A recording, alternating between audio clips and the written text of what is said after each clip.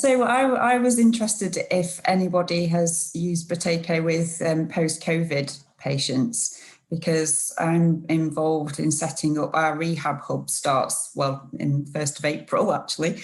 And I just wondered if anyone had had any experience in sort of long COVID clinics or using it with those type of patients at all.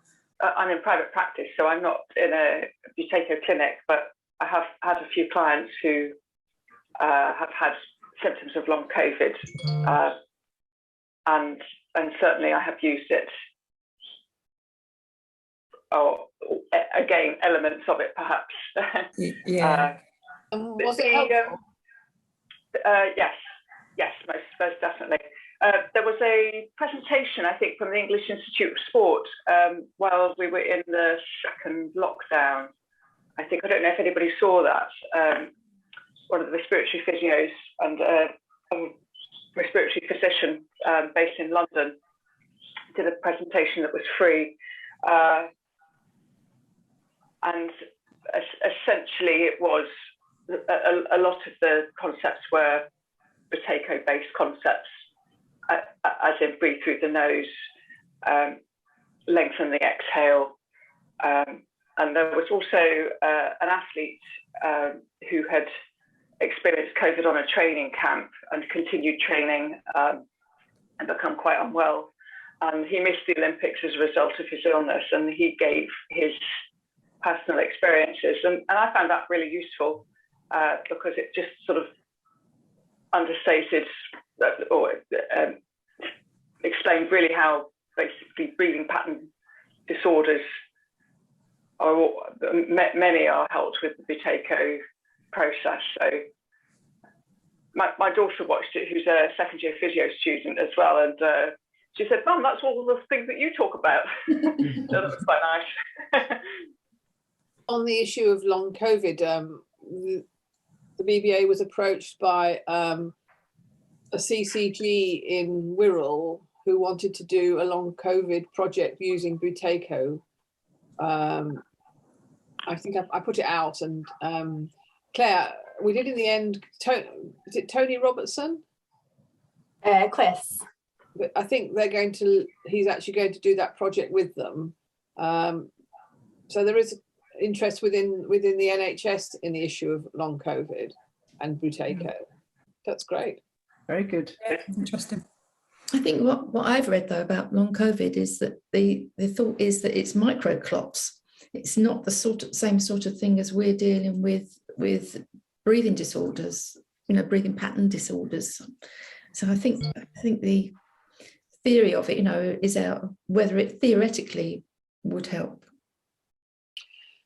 Well, if people are feeling short of breath, it might be that the breathing techniques help them to manage their breath. It might not. You think, or?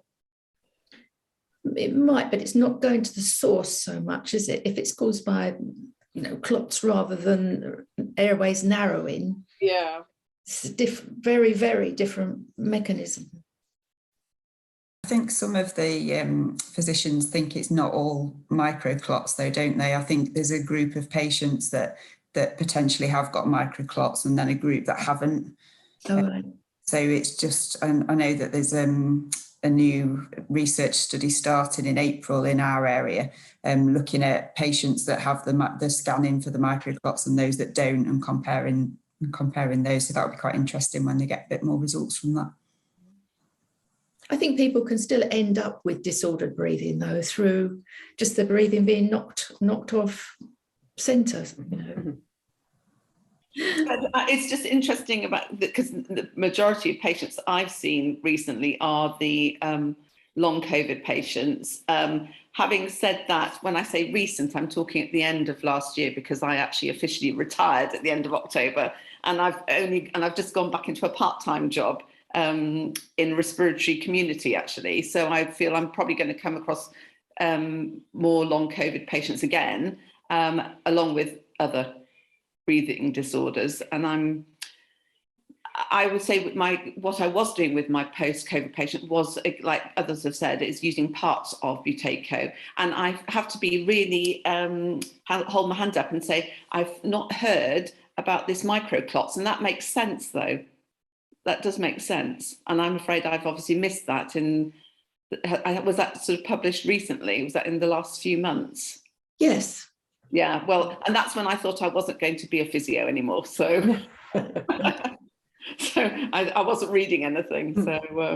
So thank you for that. That's very interesting.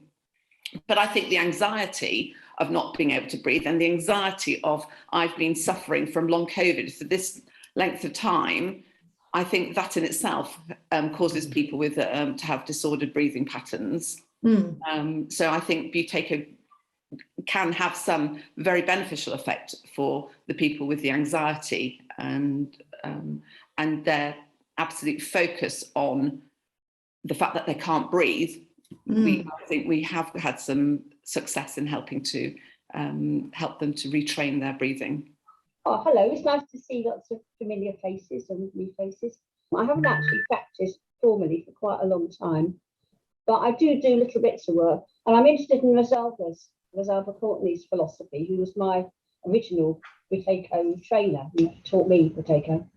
And she does see Buteyko as one ingredient of many approaches. And she's moved from it being centre stage to one option, really. And I do think, particularly for post-COVID people or long COVID people, as several people have already said, it is something about regaining confidence in their breathing, about getting out of distorted breathing habits. So it's about the whole body.